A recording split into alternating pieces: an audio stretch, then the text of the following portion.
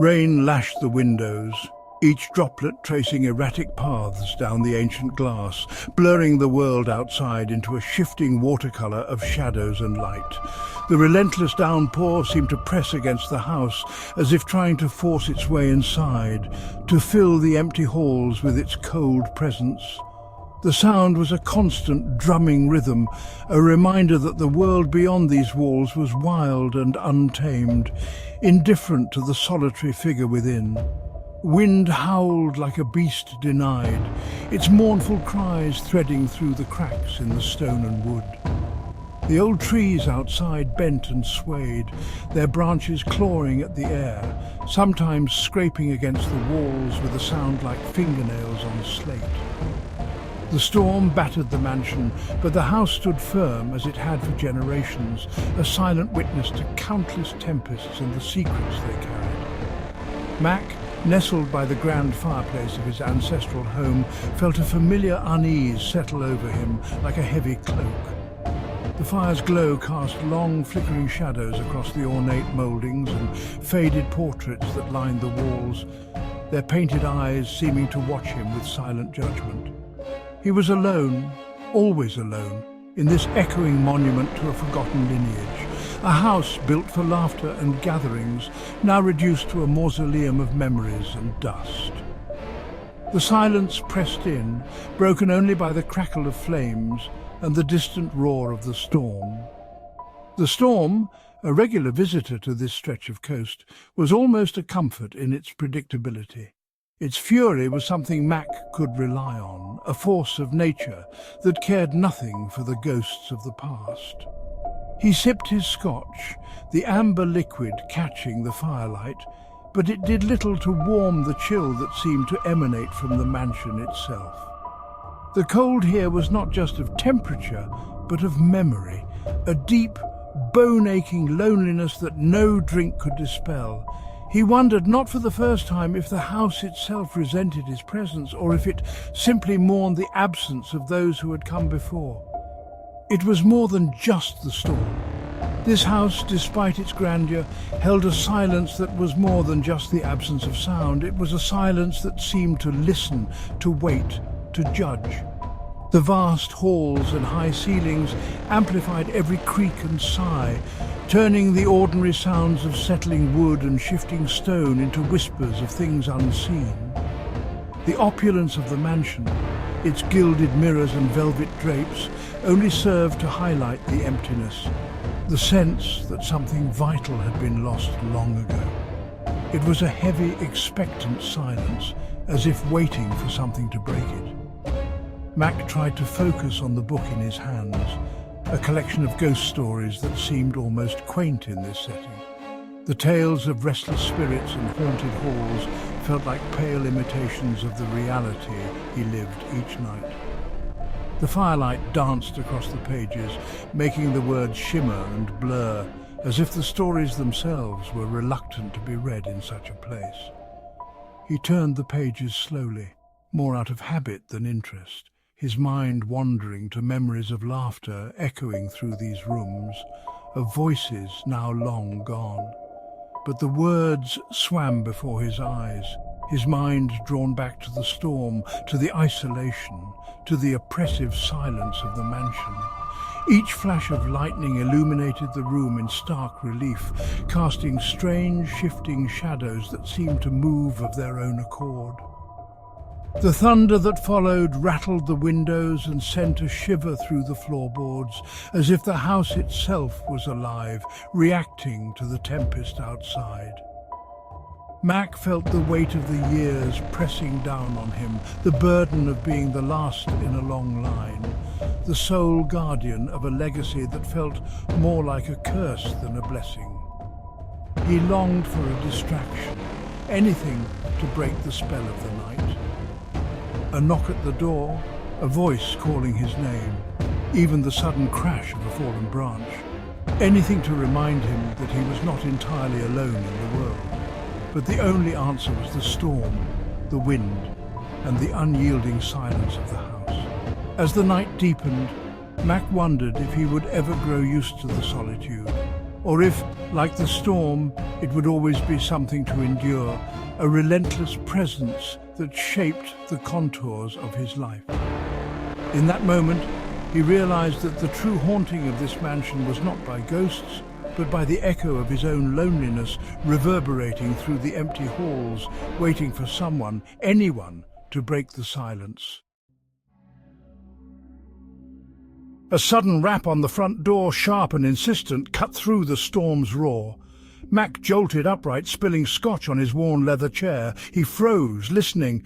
Who would come calling on a night like this? The nearest neighbour was miles down the storm-battered coast. Hesitantly he crossed the cavernous room, each step echoing in the silence that followed the knock. The old grandfather clock at the foot of the grand staircase chimed midnight, its sound strangely distorted, as if the storm itself were playing tricks on his ears. He reached the door, his hand hovering over the tarnished brass handle.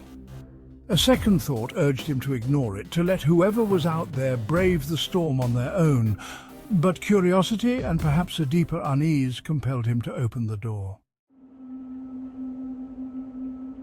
The night was thick with rain, each drop drumming a relentless rhythm against the ancient stones of the mansion. Standing on the doorstep, illuminated by the flickering gas lamp overhead, was a man, a solitary figure, his silhouette wavering in the storm's uncertain light. The wind howled, rattling the windows, as if the house itself sensed the gravity of this moment. The man's presence seemed to draw the darkness closer, the shadows lengthening around him, as if the night itself was holding its breath. He was tall, his posture both weary and resolute, with dark hair streaked with grey at the temples, a sign of battles fought and years endured. His eyes, sharp and searching, mirrored Mac's own startled gaze, reflecting a storm of emotions, confusion, fear, and a strange, inexplicable familiarity. It was as if Mac was staring into a living, breathing reflection, one that seemed to know every secret he'd ever tried to bury. The stranger's long coat clung to him, soaked through by the relentless downpour, water dripping from its hem and pooling on the doorstep. Over his shoulder he carried a worn leather bag, its surface scarred and battered by years of use. The bag seemed heavy, not just with its physical contents, but with the weight of memories and stories untold. As he stepped forward, the rainwater traced rivulets down his face, blurring the lines between past and present. "Mac!" the stranger said, his voice a low rumble that echoed strangely in the silence of the house. The sound seemed to vibrate through the air, unsettling in its familiarity. "May I come in?" The question hung between them, heavy with implication, as if the answer would change the course of the night and perhaps Mac's life forever.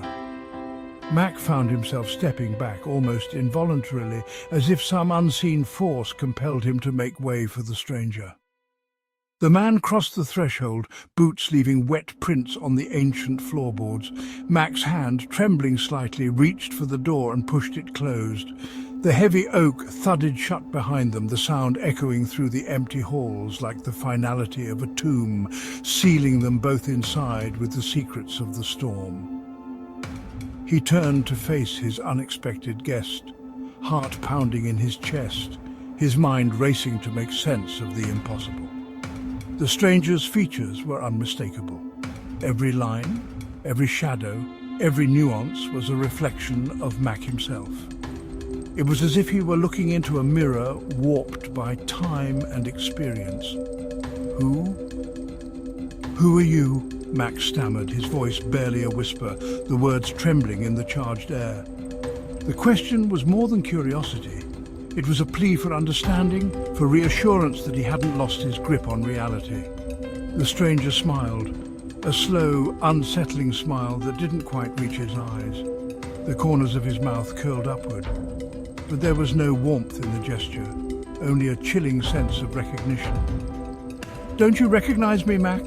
he asked, his voice a chilling echo of Mac's own, each word laced with a haunting familiarity. "I'm you." The words hung in the air, heavy and inescapable as the storm raged on outside and the boundaries between reality and reflection began to blur. Max stumbled back, his knuckles whitening as he gripped the back of an antique chair for support.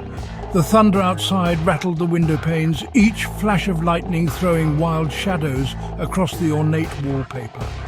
His heart pounded in his chest, the storm outside seeming to echo the chaos inside his mind. He tried to steady his breathing, but the air felt thick, heavy with the scent of old wood and something else, something unfamiliar. The room seemed to tilt beneath his feet, as if the very foundation of the mansion was shifting. The familiar furnishings, once comforting, now appeared warped and alien, their edges blurring in the flickering candlelight. The grandfather clock in the corner ticked erratically, its chimes distorted, as if time itself was unraveling. Every object in the room seemed to pulse with a strange energy, making Mac question whether he was awake or trapped in some feverish dream. Above the fireplace, the oil portrait of his great-grandfather loomed larger than ever. The stern eyes, painted decades ago, seemed to come alive in the storm's glow, tracking Mac's every movement with an intensity that made his skin crawl. He could almost hear the old man's disapproving voice in his head, a low murmur that mingled with the wind howling through the cracks in the walls. The gaze was unblinking, relentless, as if the portrait itself was a silent witness to the impossible events unfolding. "That's impossible," Mac breathed, his voice barely more than a whisper, tight with a fear he couldn't quite name. He felt a cold sweat break out along his hairline, his mind racing to make sense of the impossible. Was he losing his grip on reality, or was something truly unnatural at play within these ancient walls? Across the room the stranger stood, his posture eerily familiar. "What are you talking about?" Mac demanded. But the stranger only shrugged, a gesture so perfectly Mac's own that it sent a shiver down his spine. It was like looking into a distorted mirror, one that reflected not just his appearance, but his very mannerisms, his deepest fears. "It's a long story," the stranger replied, his voice calm, almost soothing, as if he were trying to comfort a frightened child. Yet beneath that calmness, there was an undercurrent of something else, urgency perhaps, or resignation. The stranger's eyes, so like Mac's own, held secrets that seemed just out of reach. "But the short version is there's been a duplication," he continued, his words hanging in the air like a challenge. Mac's mind reeled, struggling to process the idea. A duplication? Of what? Of him? Of his life?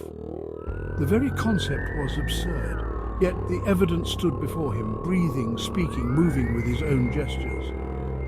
"A glitch in the system," the stranger added, his face flickering for a split second as if reality itself was struggling to contain two versions of the same man. The air seemed to hum with static, the edges of the room warping and bending in ways that defied explanation.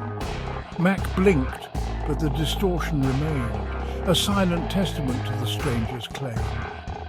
The stranger took a deliberate step closer, his movements measured, almost predatory. Instinctively, Mac recoiled, his back pressing against the cold carved wood of the chair. Every muscle in his body screamed for him to run, but his legs refused to obey. The air between them crackled with tension, the storm outside now a distant roar compared to the tempest raging within these walls. "We can't both exist, Mac," the stranger continued, his voice dropping to a whisper that seemed to echo in the cavernous room.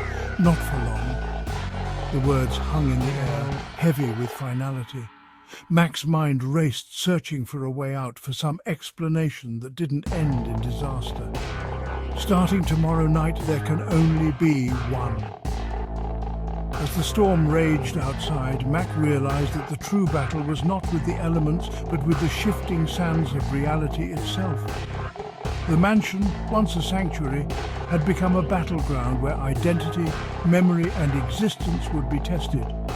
And only one version of Mac would survive the coming night.